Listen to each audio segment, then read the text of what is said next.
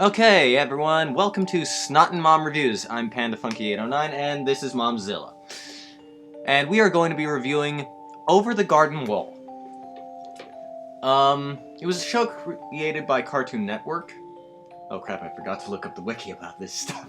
But anyway, we're already starting it. So, first off, what I want to say about the intro is that the art style is very reminiscent to me of stuff like Studio Ghibli and something else I can't remember the name of. But the song, it's very mournful, and I actually kind of like that. But I wasn't expecting that from a Cartoon Network show. I'd never expected anything like that from a Cartoon Network show. So yeah, I like the intro. What are your thoughts? I like the intro also. It's very reminiscent of a storybook type of illustration. And so that's quite nice, but it also has the creepy edge with the bones and some of the lighting. So it does look like it'll be a dark tale. You know, I was expecting you to make a joke in there. Anyways, so now we've started it, and we're watching the two main characters, Wart and I can never remember the little brother's name. Candy Pants. Yeah, let's just call him Candy Pants. He's the kid with the teapot on his head. Anyways, I find it kind of funny how they start out, because it's like, oh, everything's all scary, and the Wart's all, wait a minute, what are we doing here? And my question is, why would they be there if they weren't planning on going in there and they were just planning on going home? Yet, I mean, how did they get... Why are they in there when he's all, where are we? What are we doing here? I think their heads got a bit squashed because the elder one has the dunce cap head on him, and then the little one has the teapot head on him. So well, in TF2 you can wear a pot for half as the heavy. Their brains are a bit warped. Maybe. Anyways, I love how oddly specific he was. You think it's some kind of murderer with an axe that's going to decapitate our limbs? Dun dun dun! And here's where we meet the old guy. I don't know what his name is. Yeah. He's voiced by this one actor. I can never remember the name, but he was the guy who's all, I was frozen today. And I remember him most from my childhood as the guy who voiced the hacker from Cyberspace, a PBS show. He also played in the movie Back to the Future. Oh, yeah, he was Doc Brown. Yes, he was. Oh, which reminds me of, there's this epic rap battle of history called Doc Brown versus Doctor Who, or whatever. I was actually the guy who suggested that. That's a bit off this. Well, yeah, I know it's a bit off topic, but it is related because the actor. And then the bird just starts talking. And then the bird starts talking to him, and I'm like, what? Oh wait, this is some kind of fairy tale. Well, so it doesn't matter. Then it's funny because the elder brother, he's kind of like I'm so tragic. I cannot deal with this. Poetry. What the heck is a bird talking to me for? He's very real in what he knows. He's all, okay, birds can't talk, fish can't fly, and dogs can't turn into raging monsters. But the little guy, he just believes in everything. His frog is Kitty, and he doesn't see why anything would go awry. He's off on his own little planet. Well, he's kind of just following his big bro around, because he's all, hey, big bro. Love you, big bro. Anyways, but, yeah, you'll notice he started leaving a candy trail. Or at least I think he did. Yes, he did. Yeah. So then the bird starts talking to them. And then the little brother's all, well, to answer your question very realistically, I like how the bird's all, hey, what do you mean I can't talk? And he's a nice little brother. He gave candy to the turtle. And then the old guy appears. Before the turtle getting the bow from the little guy. What do you mean you missed it? I missed it. So the old man acts murderer, maybe. Well, not really. He's all, get off my lawn. Out of my woods. Yeah. And that face that Wart makes before looking at the Is that oil coming out of that tree's mouth? It could be. It's definitely nicely defined there. Yeah. Hey, I like the flint he has to Yeah, start it's- his fire.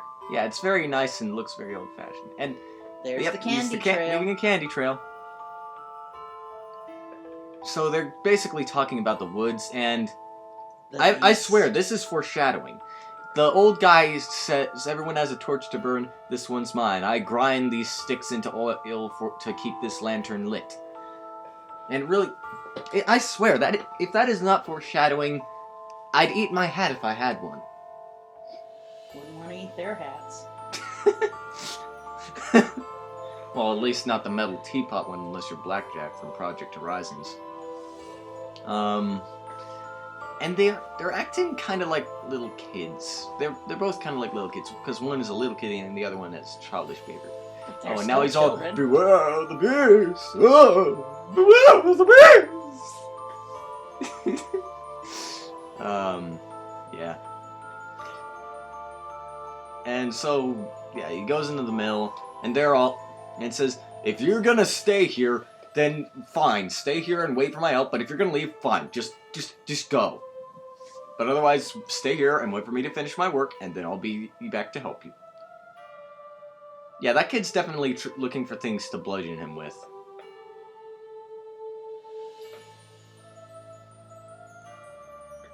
I mean, because the older brother suggested, oh, maybe we should knock him out and make a run for it.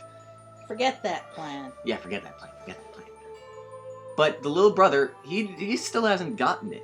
He's all, okay, would this be a good thing to smack someone in the head with? A bedpan? You betcha. That's a bedpan? I thought that was, wait, a bedpan's the thing you stick the coals in to warm the bed, right? Right. Ah, never mind then. And then he pulls out the rock like, it's a rock! Well, actually, it's a yeah, great I guess fact. it's more of a bed warmer than a bedpan, because nowadays a bedpan is if you can't get up out of bed. Yeah. But, That's what they use in the hospital. I mean, the older brother, though, he's really mean to his little brother. I mean, because he's all, oh, my life is so upsetting, so terrible. His little brother's all, come on, and it's fine. And you want, hey, come on, watch me being silly. That'll make you smile. And he's all, ugh, get away from me, you little twerp. Pretty much, because he's all, go play with your frog, you little pest. And the little brother's now still looking for his frog. And now we get to see the old man in the mill. He's grinding up the sticks. In the grist mill. And I really don't understand how sticks oil. become oil. Although, the trees having oil leaking from them, that does make sense. Of course, now he's probably going to... Yeah, I don't know. You have all kinds of oils from trees. Olive oil from the olives. And then the kid falls in the barrel on his... You know, that frog should be exploded from him landing on it. I mean, I was talking to a friend of mine on Steam. He landed... Oh, and there's the eyes. But he landed right on a frog once by accident. He just sat down on a frog, and it exploded all over the back of his pants and the rock he was sitting on. Ew. Okay, so there's the beast thing, and it's... And now the kid comes in with the barrel broken around him. And those eyes, that mouth, that thing looks like something out of some kind of disturbed LSD art. And the stuff that the kid was looking to knock him out with ends up knocking him out. And the older brothers know, dude, you messed up! That was a bad plan! I told you to forget that plan! Forget that plan! The beast just obviously does not like being spanked. The kid's just sitting there with the axe, smacking it with the hand. And now he's all saying what he's doing. Run. Very Cartoon Network kid style. Ooh. Anyways, so they're in the mill and they're making an absolute mess of it. I mean, seriously, just what they're doing. That thing, I'd be terrified out of my mind. I'd be smacking it in the eyes with the axe. If it can't see, it can still hear and can still smell, but it's not going to have as easy a time finding you because it was mostly reliant on its eyes to find you.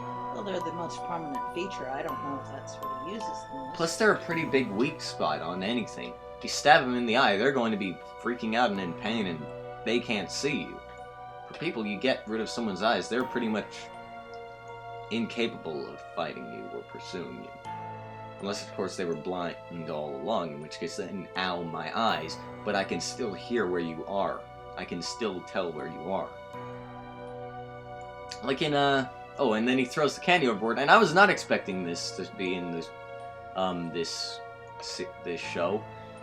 The wolf thing is pretty much crunched between a rock and the grinder, and then he spits up the turtle that had the candy on it.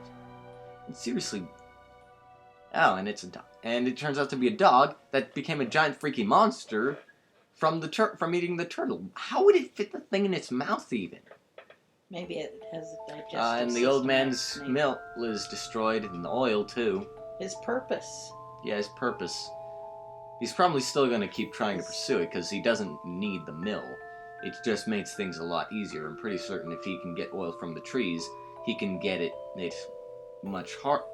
through much harder means from the trees themselves, but yeah.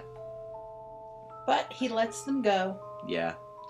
And you'll notice he cut off a huge chunk of a rock, and then the older brother's all, "You're always messing up Greg." That's what his name is, Greg.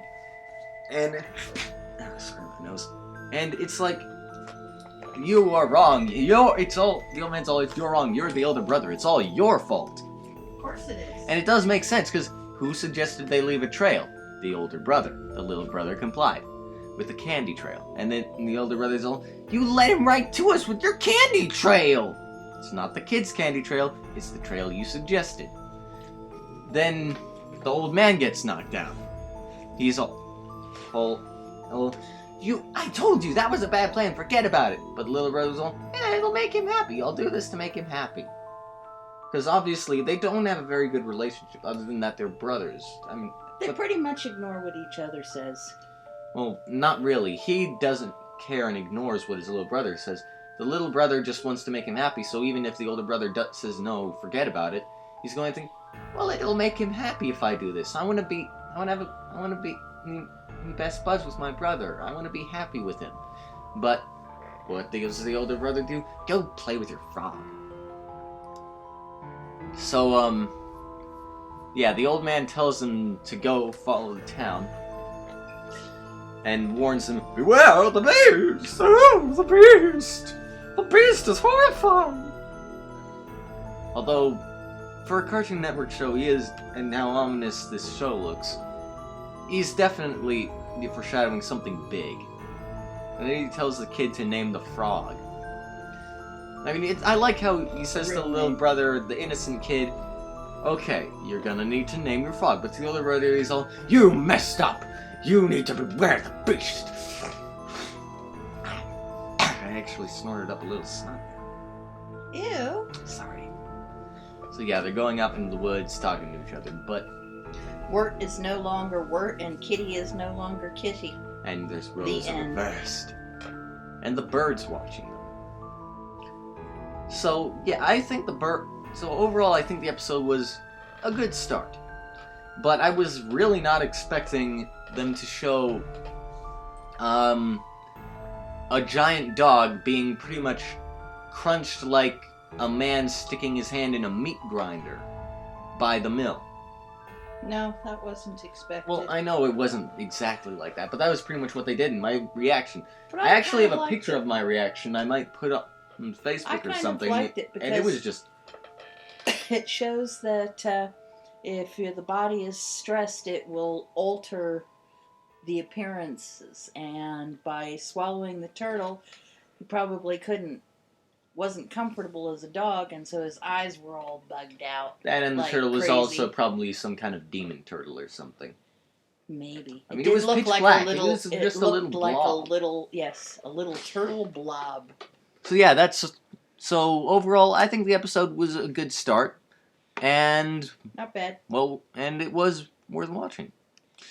Okay, so this is Snot Mom signing off. See you in the next one.